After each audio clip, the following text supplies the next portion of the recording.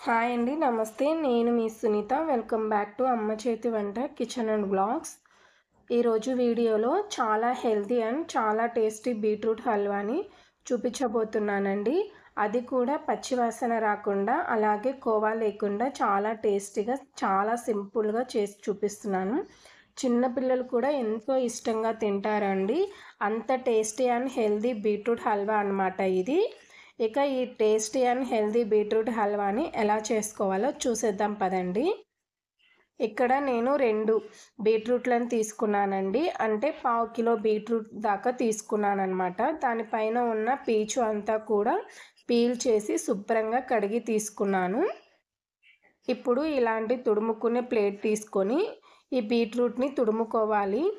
ఇలా తుడుముకోవడం కనుక మీకు కష్టం అనిపిస్తే బీట్రూట్ని ముక్కలుగా కట్ చేసి మిక్సీ జార్లోకి తీసుకొని కోర్స్గా గ్రైండ్ చేసి తీసుకోవచ్చు. నేనైతే ఇక్కడ ఈ విధంగా తుడుముకొని తీసుకుంటున్నాను. ఇలా తుడుముకున్న బీట్రూట్తో చేసిన హల్వా చాలా టేస్టీగా ఉంటుందండి. ఇలా మొత్తం బీట్రూట్ను ఈ విధంగా బాగా తుడుముకోవాలన్నమాట.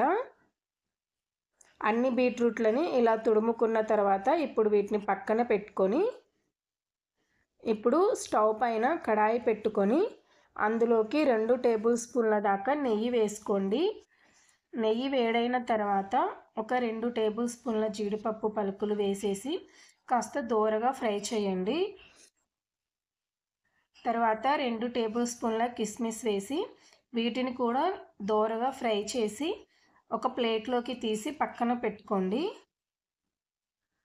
ఇప్పుడు అదే నెయ్యిలో మనం తుడుముకొని పెట్టుకున్న బీట్రూట్ను తీసుకొని ఇప్పుడు మంటని మీడియం టు హై ఫ్లేమ్లో పెట్టుకొని ఒక 5 నిమిషాల పాటు బాగా మగ్గించండి. మంటని మీడియం ఫ్లేమ్లో పెట్టి ఫ్రై చేయడం వల్ల బీట్రూట్ అనేది త్వరగా సాఫ్ట్ అవుతుంది. అలాగే ఇందులో ఉండే పచ్చివాసన అంతా కూడా పోతుందన్నమాట.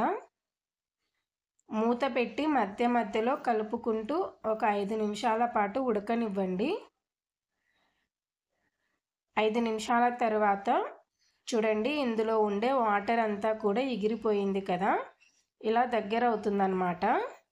ఇలా దగ్గరైన తర్వాత ఇప్పుడు 1/2 లీటర్ పాలు వేసుకోండి. నా చిన్నప్పటి నుండి మా అమ్మ నాకు పాలతోటే చేసి పెట్టేదండి. అలాగే అలవాటైపోయింది. ఇన్ కేస్ మీ దగ్గర పాలు ఎక్కువగా లేకపోతే సగం పాలు సగం నీళ్ళైనా వేసుకోవచ్చు, లేదంటే పూర్తి నీళ్ళతోనే చేసుకోవచ్చు. టేస్ట్లో మాత్రం ఎలాంటి డిఫరెంట్ ఉండదండి. ఇప్పుడు మంటని మీడియం ఫ్లేమ్లో పెట్టుకొని ఈ పాలల్లో బీట్రూట్ అంతా కూడా ఉడికి చిక్కగా దగ్గర పడేంత వరకు ఉడికించండి.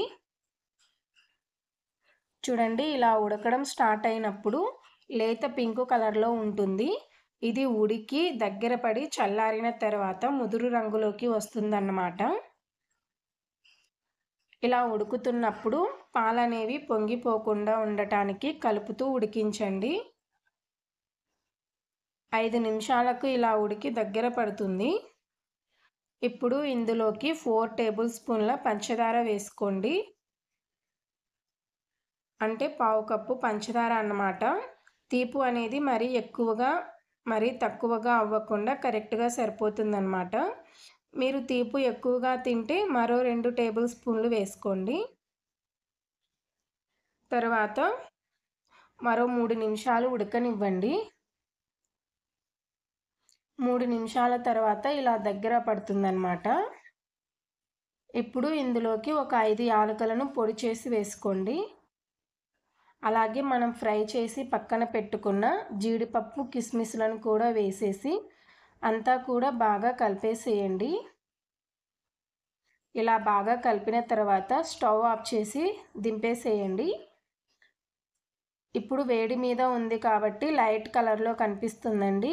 ఇది చల్లారిన తర్వాత ముదురు పింక్ కలర్లోకి వస్తుంది. ఇక్కడే మీకు కావాలంటే 1 టీ స్పూన్ నెయ్యిని కూడా వేసుకోండి. అలాగే పచ్చికోవా కూడా వేసుకుంటే వేసుకోండి. టేస్ట్ అనేది చాలా బాగుంటుంది. నాకైతే ఇలా తినడమే ఇష్టమండి. ఇక ఇంతేనండి, ఎంతో టేస్టీగా చాలా సింపుల్గా ఉండే బీట్రూట్ హల్వా రెడీ అయిపోతుంది. చిన్న పిల్లలు కూడా ఎంతో ఇష్టంగా చాలా బాగా తింటారన్నమాట. ఎదిగే పిల్లలకి మంచి ఫుడ్ అండి ఇది. మీరు కూడా మీ ఇంట్లో ట్రై చేసి మీకెలా కుదిరిందనేది మీ ఫీడ్‌బ్యాక్‌ని నాతో కామెంట్ సెక్షన్‌లో షేర్ చేసుకోవడం అస్సలు మర్చిపోకండి. అలాగే వీడియో నచ్చితే ప్లీజ్ లైక్ చేయండి. మీ ఫ్రెండ్స్ అండ్ రిలేటివ్స్‌కి షేర్ చేయండి.